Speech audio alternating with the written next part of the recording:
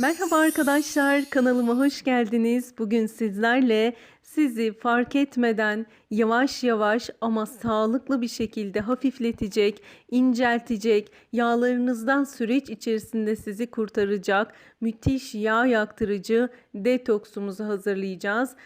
Malzemeleri de çok kolay gördüğünüz gibi. Bu arada bu kür arkadaşlar su içmekte zorlanan, ay ben su içemiyorum, ne yapsam da içemiyorum, günde bir bardaktan öteye geçemiyorum, çok zorlanıyorum su içerken diyen arkadaşlarımız için de mükemmel bir alternatif olacak. Dediğim gibi zaman içerisinde de bize yağ yaktıracak, ödem attıracak, şişkinlik, kabızlık gibi durumlardan da bizi kurtaracak. Bunu her gün akşamdan hazırlayarak ertesi sabah gün içerisinde akşama kadar kullanabilirsiniz. Ben öyle yapıyorum arkadaşlar. Gayet de sağlıklı. Kuş gibi sizi hafifletecek. Adım atarken bile bunu hissedeceksiniz. Çünkü neden? Şişkinliklerden, ödemlerden kurtulacaksınız. Bir kere bağırsaklarınızı çalıştıracağı için kesinlikle kabızlık problemi yaşamayacaksınız bu kürü kullandığınız süre boyunca.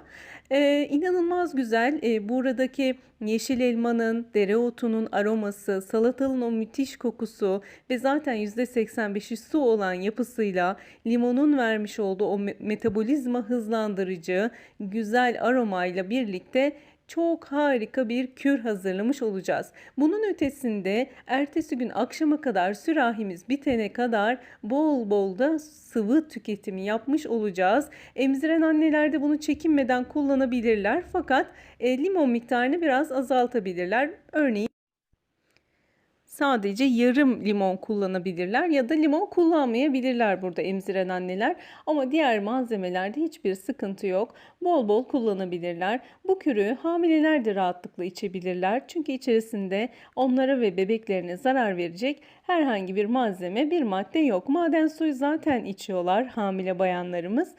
Bunu da kolaylıkla ve severek kullanabilirler. Şimdi malzemelerimi gördüğünüz gibi ilave ettim. Salatalığımı halka halka doğradım. Limonumu halka halka doğradım. Dereotlarımı içerisine attım. Burada nane de kullanabilirsiniz arkadaşlar. Ben de normalde nane kullanıyorum çoğu zaman. Ama bugün dereotuyla da denemek istedim. Çünkü dereotunun içerisinde gerçekten yüksek oranda C vitamini var. Ve bundan faydalanmamız için çiğ olarak suyumuzun içerisine attığımızda bizde müthiş etkiler ortaya çıkartıyor. Tabii ki bunları bir anda bir günde anlamayacağız. Buna süreç içerisinde devam edeceğiz. Ve gerçekten gün geçtikçe bu kürümüzün faydalarını görmeye başlayacağız. Şimdi ben yarım yeşil elma kullandım. Sizler isterseniz bütününü kullanabilirsiniz. Birazcık büyüktü. Ben o sebeple yarım kullandım. Yarım daha ideal oldu benim için. Şimdi bunu neden akşam yapıyoruz? Çünkü bütün bu içerisindeki sebzelerin ve meyvelerin tüm aroması ve vitaminleri akşamdan yaptığımızda suyumuzun içine geçiyor. Bu da bizim onlardan en yüksek oranda faydalanmamızı sağlıyor. Bu sebeple akşam bir güzel hazırlayın. Ertesi sabah başlayın. Akşama kadar yavaş yavaş suyumuzu tüketelim. Ben bu kürü arkadaşlar yıllardır yapıyorum ve gerçekten kendi hayatımda çok faydasını görüyorum. İlla ki çok kilolu olmanız gerekmiyor. Kilonuzu koruyabilmek için, formda kalabilmek için, kilo almamak için de bu kürü hayatınıza dahil edebilirsiniz. Akşamdan yapıp buzdolabına koyarsanız sabah serin serin akşama kadar içebilirsiniz. Gerçekten çok güzel oluyor.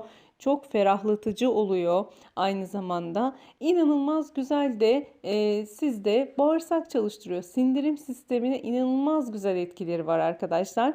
Bunu zaten kullandıkça fark edeceksiniz. İçerisinde maden suyu olmasının da tabii ki etkisi var. Bakın ben böyle bir tane de çubuk tarçın ilave ettim. Sizler de koyabilirsiniz eğer seviyorsanız. Ben tarçının kokusunu çok seviyorum. Biliyorsunuz zaten benim kürlerimin neredeyse tamamında tarçın var. Çünkü tarçın benim hayatımın vazgeçilmez baharatı. Çok seviyorum. İnsan vücudunda kan değerlerini, şeker değerlerini dengeleyen müthiş bir baharat. Allah'ın bize müthiş bir hediyesi. Olabildiğince dengeli şekilde tüketmek gerekiyor arkadaşlarım. Sizleri çok ama çok seviyorum.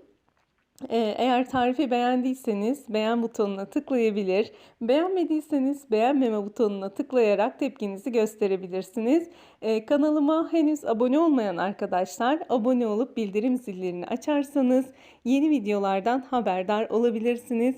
Allah'a emanet olun, sağlıcakla kalın. Hepinizi öpüyorum, sizleri çok ama çok seviyorum.